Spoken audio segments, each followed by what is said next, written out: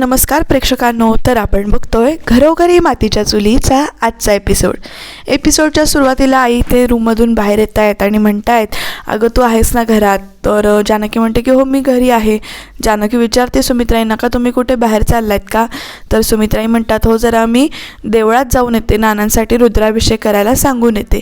आणि जानकी म्हणते की गाडी सांगू का, ड्रायव्हरला सांगू का? तर सुमित्राई म्हणतात, नको मी चालतच जाईन, देऊळ जवळच आहे त्यामुळे मी ते चालत जाऊन येईन. आपण ह्या सदानंदला काढूया का गं कामावरून, असं ते आई विचारतात जानकीला. तर जानकी म्हणते, का हो? तर आई म्हणतात, अगं तो सारखा रीलच बघत असतो, काही काम करतच नाही. तर जानकी म्हणते, असू द्या थोडे दिवस राहू दे त्याला, मी त्याच्याकडून बरोबर काम करून घेईन, असं जानकीने ते सांगितलं आहे. आणि सुमित्राई आता देवळात जायला निघाल्यात. त्या पुढे जात नाही तोपर्यंत तिकडे सारंग येतो आणि आई हाका मारतो. मग सुमित्राई थांबतात. सारंग विचारतो त्यांना, का आई तू कुठे बाहेर चालली आहेस का, म्हणजे खूप घाईत आहेस का? तर सुमित्राई म्हणतात की हो मी देवळात चालली आहे, नानांसाठी रुद्राभिषेक करण्यासाठी, प्रार्थना करण्यासाठी मी ते देवळात चालली आहे. तुझं काही काम होतं का? तर लगेच सारंग म्हणतो की आई मला तुझ्याशी थोडं बोलायचं आहे. आई पुढे जात असते आणि त्याने ऐश्वर्याचं नाव घेतलं असतं, त्यामुळे आई पुढे जात असतात. तोपर्यंत सारंग थांबवतो आईला आणि म्हणतो, आई तुला ना जानकी वहिनी सांगतायत तेच सगळं बरोबर वाटतंय, पण ऐश्वर्या तशी नाही आहे, तू एकदा ऐश्वर्याच्या बाजू पण ऐकून घे ना. तर इकडे सुमित्राई सांगतात की मला काही आत्ता ऐकायचं नाही आहे, त्या विषयावर बोलायचंच नाही आहे. आणि त्या निघून जात असतात. तोपर्यंत सारंग म्हणतो, तुला माझं म्हणणं ऐकून घ्यावंच लागेल, तुला माझी शपथ आहे असं सांगतो. मग लगेच सुमित्राई म्हणतात, अच्छा तू पण बायकोची बाजू घेऊन माझ्याशी भांडायला आलायस का? बोल तुला काय बोलायचं आहे सांग, आता शपथ घातले म्हटल्यावर ऐकणं भाग आहे. तर इकडे सारंग काय बोलतोय बघायला ऐश्वर्या इथे दारात येऊन उभी राहिली आणि जसं ऐश्वर्या सांगेल तसं सारंग इथे बोलतोय बरं का. तो सांगतोय की जानकी वहिनींनी मुद्दामून इकडे ऐश्वर्याच्या कपाटात साडी ठेवली आणि मग त्या घाबरल्या आणि त्याने ती साडी जाळलीचा प्रयत्न केला. आणि लगेच इकडे सुमित्राई म्हणतात, ते सगळं मला माहिती आहे, तुला नवीन काय सांगायचं असेल तर बोल. आता सारंग म्हणतो की ते खोटं आहे, ते सगळं तसं नाही आहे. तर इकडे सुमित्राई म्हणतात, बायकोच्या नजरेनं बघायला गेलास ना तर हे खोटंच वाटणार तुला, पण तू आईच्या नजरेनं किंवा माझ्या नजरेनं बघायला गेलंस ना तर तुला इथे खरं काय आहे ते समजेल. आणि काय होतं तुम्हा पुरुषांना किंवा तुम्हा मुलांना माहिती नाही, लग्न झालं की तुम्ही लगेच बायकोची बाजू घेऊन इथे बोलायला लागता, बायको सांगेल तसं करायला लागता. आणि तुला जर असं वाटतंय ना, तुझा विश्वास नाही आहे पण माझा विश्वास आहे की जानकीने काहीही केलेलं नाही आहे.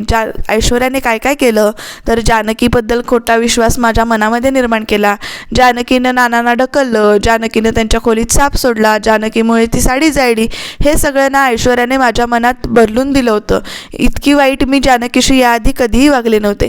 हे सगळं जेव्हा आई बोलत असतात ना तेव्हा सारंगचा चेहरा पण त्या दृष्टीनं हलत असतो बरं का. म्हणजे त्यालाही पटत असतं की जानकीशी आई कधी वाईट वागल्या नव्हत्या आणि आत्ताच त्या वागल्या आहेत. मग लगेच सारंग म्हणतो की तसं नाही आहे, तुम्ही एकदा ऐश्वर्याची बाजू ऐकून घ्या ना, तू ज्याप्रमाणे जानकी वहिनीची बाजू ऐकून घेतेस ना तशी एकदा ऐश्वर्याची बाजू ऐकून घे ना, प्लीज ऐकून घे ना. तर सुमित्रा इथून निघून जात असतात, मला काही ऐकायचं नाही आणि मला या विषयावर बोलायचंच नाही आणि तू सुद्धा बायकोच्या बोलण्यात आलेला आहेस आणि तू बायकोची बाजू घेऊन माझ्याशी बोलतोयस असं त्या म्हणत असतात. तर सारंग म्हणतो, आई तुला ऐकून घ्यावंच लागेल, तुला माझी शपथ आहे, परत एकदा तो सांगतो इथे बरं का प्रेक्षकांनो. तर आता इथे ऐश्वर्या आली आणि ऐश्वर्या डायरेक्ट आईंचे पाय धरते आणि म्हणते की आई प्लीज माझं ऐकून घ्यावं एकदा, मी नाही काय केलेलं, जानकी वहिनीने मुद्दामूनच ती साडी माझ्या खोलीत नेऊन ठेवली, कपाटात नेऊन ठेवली आणि ती म्हणून मी घाबरले आणि म्हणून मी ती साडी जाळली, प्लीज ऐकून घ्या ना. तर सुमित्राई म्हणतात, ते मला सगळं माहिती आहे, माझा त्याच्यावर विश्वास नाही आणि तुला नवीन काय सांगायचं आहे ते बोल, असं एकदम त्या म्हणतात.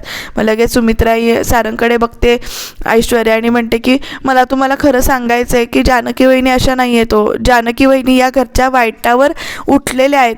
तर लगेच सुमित्रा म्हणतात, सारखं तेच सांगू नको, पुढे काय ते बोल. तर लगेच ऐश्वर्या म्हणते की कसं आहे ना, जानकी वहिनी इतके वर्ष या घरात एकट्याच होत्या. तर इकडे सुमित्राई त्याच्या आधी म्हणतात की जानकीकडे तो मान आहे, तिच्याकडे सगळं आहे, ती घरात पहिलं स्थान आहे तिचं आणि तरीसुद्धा ती असं कशाला वागेल. तर तेच इकडे ऐश्वर्या म्हणते की तेच मला तुम्हाला सांगायचं आहे, जानकी वहिनी असं वागतायत कारण मी आणि ऐश्वर्या आल्यानंतर त्यांचं जे काही स्थान आहे ना ते इथे डळमळीत झालं आहे आणि आता त्यांना ऋषिकेश दादांचं सत्य असं कळतं आणि मग एकदम सॉरी म्हणते कारण तिला सावत्र शब्द हा वापरायचा नसतो. मग सुमित्राई पण तिच्याकडे रागाने बघत असतात की सावत्र हा शब्द ती म्हणेल म्हणून किंवा म्हणते, तिच्या मनात तो विचार आहे म्हणून. मग लगेच इकडे ऐश्वर्या बाजू सावरून घेते बरं का प्रेक्षकांनो आणि म्हणते की मला ना असं म्हणायचं आहे की मी आणि अवंतिका जेव्हा या घरात लग्न करून आलो आहे आता, तर त्यामुळे ना जानकी वहिनींना इन्सिक्युरिटी वाटते, त्यांना त्यांचं स्थान इथे हल्ल्यासारखं वाटते. म्हणून त्यांनी काय केलं, सौमित्र आणि अवंतिकाला इकडे गोडगोड बोलून घराबाहेर पाठवलं. आता राहिलं आहे कोण, मी आणि सारंगच राहिलो आहे ना. म्हणून त्या असं वागतायत की त्यांना वाटतं आहे की त्यांचा मान मी काढून घेईन, आणि म्हणून ते असं वागतायत इथे. आणि लगेच सुमित्राई म्हणतात माझा या गोष्टीवर विश्वास नाही आहे. तर इकडे ऐश्वर्या म्हणते की मी तुम्हाला ही गोष्ट पटवून देईन की जानकी वहिनींनीच नानांना ढकललं आहे, त्यांनीच नानांच्या खोलीत साप सोडला आहे आणि या घराच्या वाईटावर जानकी वहिनी आहेत. आणि मी हे तुम्हाला खरंच एकदा पटवून देईन, फक्त तुम्ही माझ्यावर इथे विश्वास ठेवा. आणि मला या घराने खूप काही दिलं आहे, या घराने मला प्रेम दिलं आहे, मला नाती वगैरे सगळं शिकवलं आहे. आणि असं सगळं असताना मी या घराच्या वाईटावर का उठेन, असं एकदम ती इमोशनल होऊन इथे सांगत असते बरं का प्रेक्षकांनो. आणि अर्थातच आई इथे म्हणतात की माझे डोळे उघडे आहेत, आता मी सगळं म्हणजे माझा विश्वास नाही आहे या गोष्टीवर. आता बघू आई तिच्याबरोबर कशा बोलतात आणि नेमकं काय रिॲक्ट करता येते. तर आई म्हणतायत तुला सगळं पटवून द्यायचंच आहे ना. आता ही स्पर्धा मला वाटली होती की दोन जावाजावांची बालिश स्पर्धा आहे, पण ही दोन जावाजावांची बालिश स्पर्धा इथे राहिलेली नाही आहे. तुला ना इथे काहीतरी सिद्ध करावं लागेल, सिद्ध करण्यासाठी तुला काहीतरी इथे पणाला लावावं लागेल. बोल तू काय पणाला लावशील, असं सुमित्राई ऐश्वर्याला विचारतायत की तुला जानकीला खोटं ठरवायचं आहे किंवा जानकीचं खरं रूप तुला बाहेर काढायचं आहे, त्याच्यासाठी तुला काहीतरी पणाला लावावं लागेल, तू काय पणाला लावशील. तर लगेच इथे ऐश्वर्या म्हणते मी माझा संसार पणाला लावते, म्हणजे मी सारंगला पणाला लावते, सारंगला म्हणण्यापेक्षा मी मला पणाला लावते. जर मी जानकी वहिनींना खोटं सिद्ध करू शकले नाही तर मी या घरातून कायमची निघून जाईल, असं ती म्हणते. आणि इकडे हळूच सारंगकडे बघते. मग सारंग लगेच ऐश्वर्या असा हात बाजूला करते आणि म्हणते मी जर जानकी वहिनींना खरंच सांगते, मी जर जानकी वहिनींना खोटं सिद्ध करू शकले नाही किंवा त्यांचा जो काही खरा चेहरा आहे तो तुमच्यासमोर इथे उघड करू शकले नाही, तर मी हे घर सोडून कायमची निघून जाईन. मी माझा संसार, माझं लग्न पणाला लावते इथे. आणि हा माझा म्हणजेच ऐश्वर्या सारंग रणदिवेचा इथे शब्द आहे तुम्हाला. आता बघूया पुढे काय घडतंय ते. तर इकडे प्रेक्षकांनो जानकी इथे दुधाचा ग्लास भरते, त्याच्यात साखर घालते. ओवीला भूक लागली आहे त्यामुळे ती इथे दूध तयार करून तिला घेऊन जाते. आणि ती जेव्हा जानकी इथे वळते तेव्हा आपली दडपडी ओवी धावत पळत येते आणि तिचा ओवीचा जानकीला इथे धक्का लागतो आणि ते दूध इथे खाली सांडतं आणि ग्लास इथे फुटतो. तर जानकी लगेच म्हणते की ओवी हळू, तुला लागलं नाही ना. कारण ओवी इथे घाबरून म्हणते आई सॉरी, मी काही मुद्दामून नाही ना केलं, आई सॉरी. तर जानकी म्हणते की हो बाळा, तू इथनं कडेकडेनं जा आणि फ्रेश हो, मी तुझ्यासाठी खायला किंवा दूध घेऊन येते. आणि मग प्रेक्षकांनो इथे जानकीला आठवतं की सदानंद रील बघताना काय सांगतो की दुधाचा ग्लास फुटणं म्हणजे अपशकुन आहे. आणि हे जानकीला इथे आठवतं. आणि मग ते आठवल्यापासून जानकी इथे म्हणते की काही भयानक तरी घडणार नाही आहे ना. तिला भीती वाटायला लागते. कारण इकडे ऐश्वर्या इकडे बाहेर बोलताना म्हणते की मी माझा संसार, माझं लग्न पणाला लावीन. जानकीला खोटं काय आहे किंवा जानकीचा खरा चेहरा काय आहे, ती या घरच्या वाईटावर उठले, हे मी लवकरच सिद्ध करेन, असं तिने इथे आता सांगितलं. कदाचित हेच वाईट होणार आहे असं जानकीला वाटतंय. बघू पुढे काय होतंय ते. तर प्रेक्षकांनो इकडे सयाजीरावांनी वकिलाकडून, त्या शहाणे वकिलांकडून जे त्यांना हवे तसं मृत्यूपत्र, ते काही पेपर्स आहेत ते बनवून घेतलेले आहेत बरं का प्रेक्षकांनो. तर आता शहाणे वकील सांगतायत अहो हे सगळं खोटं आहे. कोर्टामध्ये आम्ही शपथ घेतो की खरं सांगेन, खोटं बोलणार नाही, आणि तुम्हीच मला इथे खोटं बोलायला लावताय, खोटं वागायला लावताय. आणि जेव्हा नानासाहेब शुद्धीवर येतील त्यावेळेला त्यांना जे ते काय करतील. तर इकडे तो सयाजीराव ते आहेत ते ओरडतात म्हणजे तुम्ही गप्प बसाओ, किती बडबड करताय, तुम्हाला पैसे दिलेत ना, तुम्ही जे मृत्यूपत्र किंवा जे काही कागदपत्र बनवलेत ना ते खऱ्याला सुद्धा मागे टाकेल असं बनवलंय आणि नानाला सुद्धा कळणार नाही कुठलं खरं आहे आणि कुठलं खोटं आहे ते. तर आता तुम्हाला काय करायचंय, तुम्हाला पैसे मिळालेत ना तर तुम्ही गप्प बसायचं, जास्ती आवाज करायचा नाही. कसं आहे, ज्याच्याकडे सत्ता असते ना तर तो काहीही करू शकतो, खऱ्याचं खोटं करू शकतो आणि खोटं विकतसुद्धा घेऊ शकतो. आणि या गावामध्ये माझा दरार आहे आणि तो तसाच राहायला पाहिजे असं इथे सयाजीराव आवाज असा हे करून सांगतायत. तो वकील गयावया करतोय पण हे आपण सगळं चुकीचं करतोय. आणि तरी पण इकडे सयाजीराव म्हणतात गप्प बसायचा. आणि मग इकडे वकिलांना प्रश्न पडतो की पण ते पेपर्स घरात नेऊन ठेवणार कोण. तर इकडे तोपर्यंत ऐश्वर्याने एंट्री घेतली आणि म्हणते की मी ठेवणार ते पेपर्स बदलून. आणि अशी दाबात येऊन त्या खुर्चीवर बसते आणि म्हणते तुम्हाला मी एक स्क्रिप्ट पाठवलं आहे, ते स्क्रिप्ट पाठ करायचं, तुमचा उद्या लाईव्ह परफॉर्मन्स आहे आणि ते स्क्रिप्ट तुम्ही वाचा आणि आता जा, असं ते सांगतात आणि निघून जातात. मग ऐश्वर्या विचारते डॅड पेपर्स तयार झाले आणि मग डॅड त्यांच्याकडे पेपर देते, तिच्याकडे पेपर देतात. ती स्टाईलमध्ये अशी पेपर वाचते आणि आता शाणे वकिलांना सांगितले की तुम्हाला स्क्रिप्ट उद्या पाठवलं जाईल, ते तुम्ही वाचायचं. आणि शाणे वकिलांना इथे निघून जायला सांगितले, तुमचं काम झाले, तुम्ही जावा आणि जास्ती काही बोलायचं नाही, कारण जीवाची भीती घातलेली आहे. तर ऐश्वर्या पेपर वाचते आणि डॅड तिला विचारत आहेत, काय पेपर कसे आहेत, झालेत ना तुझ्या मनासारखे? तर ऐश्वर्या म्हणते, dad it is more than enough असं म्हणते ती. आणि हे नुसते पेपर्स नाही आहेत, हे पेपर्स म्हणजे ना जानकी आणि ऋषिकेशचं डेथ सर्टिफिकेट आहे असं ती म्हणते. आणि या पेपरनं उद्या काय काय धमाकूळ घालणार आहे ते बघण्यात आपल्याला इंटरेस्टिंग वाटणार आहे, कारण ते सगळं काही ते दाखवलेलं नाही आहे, पण उद्या नक्की ऐश्वर्या काहीतरी धुमाकूळ घालणार आहे बरं का. तर इकडे ओवी दूध पिता पिता इकडे ऋषिकेशची फोनवर बोलते बरं का. ऋषिकेश तिला विचारतोय, काय मग आज पण ग्लास फोडला? अगं ओवी, महिन्याभरात ना तुझ्याकडनं 3रा ग्लास फुटला आहे. अगं जरा हळू धावपळ करत जा, हळू पळत जा. बरं मला सांग, तुला कुठे लागलं नाही ना?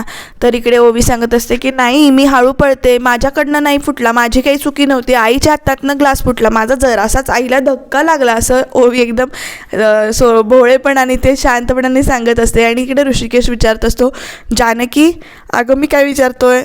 तर जानकीचं इकडे लक्ष नाही आहे, जानकी दुसऱ्या कुठल्याच विचारात आहे.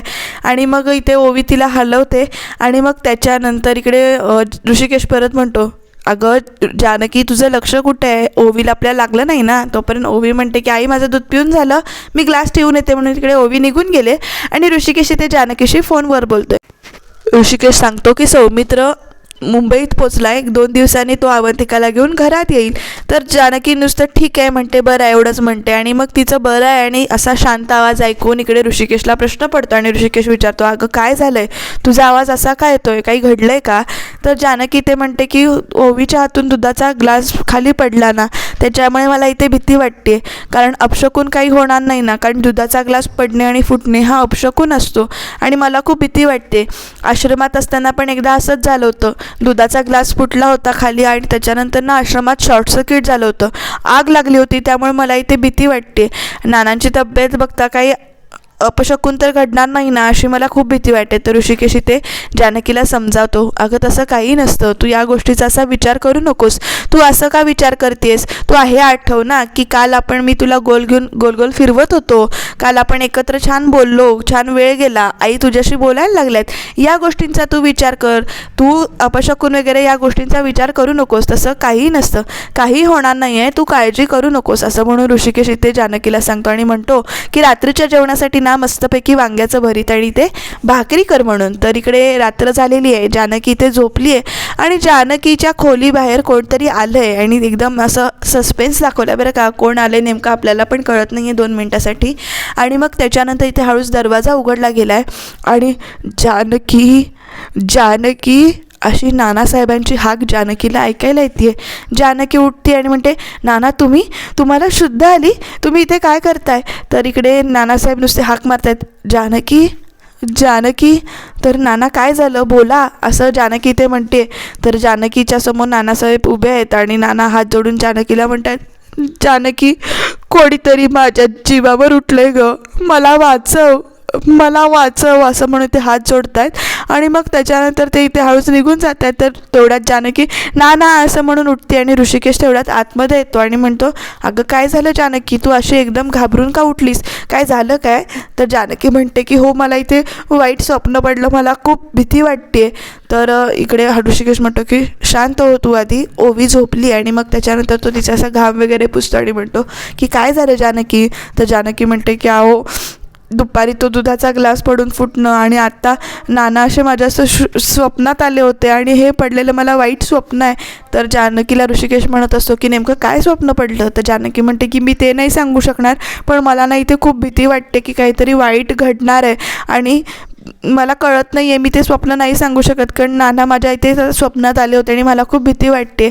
तर ऋषिकेश म्हणतो की काही होणार नाही, काळजी करू नको. तर जानकी म्हणते की देवी आई जे काही होईल ते सहन करण्यासाठी ताकद दे किंवा काळजी घे सगळ्यांची असं म्हणते. आणि ती उठून जात असते. मग ऋषिकेश म्हणतो की आत्ता कुठे चाललीस? तर जानकी म्हणते की नाही, मी आत्ता जाऊन नानांना बघून येते, त्याच्याशिवाय मला इथे झोप लागणार नाही, कारण मला पडलेलं स्वप्न हे वाईट स्वप्न होतं आणि मी नानांना इथे भेटून येते, बघून येते असं म्हणून जानकी इथनं उठली आहे बरं का. आणि ऋषिकेश आता विचार करत बसलाय की नेमकं काय घडणार आहे, किंवा जानकीला भीती वाटते कारण तिला वाईट संकेत मिळत असतात. तर बघू प्रेक्षकांनो, जानकीला वाटतंय तसं वाईट होईल का? तुम्हाला काय वाटतं ते कमेंटमध्ये नक्की सांगा. तर उद्याचा भाग बरा इंटरेस्टिंग असणार आहे बरं का, कारण मृत्यूप्रताचं वाचन होणार आहे आणि जानकीच्या हातातनं ऐश्वर्याने इथे किल्ल्या घेतलेल्या आहेत. मला तर सुमित्राईंच्या आणि जानकीच्या बोलण्यावरून किंवा एकंदरीत हवावरून असं वाटतंय की सुमित्राईंनी जानकीचं मिळून नाटक असावं ऐश्वर्याला उघडं करण्यासाठी, असं मला वाटतंय. हा एक शंका आहे माझी. बघू माझी शंका खरी आहे का ते, का खरंच या दोघींचं भांडण झालंय परत, ते जाणून घेण्यासाठी सबस्क्राईब करायला विसरू नका.